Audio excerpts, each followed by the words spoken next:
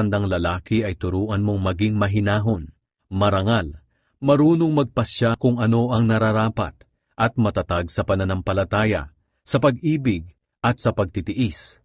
Ganoon din sa mga nakatatandang babae, turuan mo silang mamuhay ng maayos bilang mga mananampalataya. Huwag silang mapanira sa kapwa, at huwag maging mahilig sa alak. Dapat ay ituro nila ang mabuti, upang maturuan nila ang mga nakababatang babae na mahalin ang kanilang asawa at mga anak.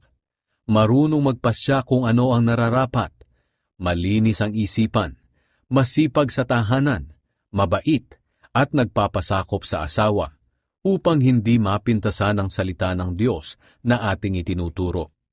Ganoon din hikayatin mo ang mga nakababatang lalaki na magpasya kung ano ang nararapat. Magpakita ka ng mabuting halimbawa sa lahat ng bagay. Maging tapat ka at taus-puso sa iyong pagtuturo. Tiyakin mong tama ang iyong pananalita at walang maipipintas dito, upang ang mga sumasalungat sa atin ay mapahiya dahil wala silang masabing masama laban sa atin.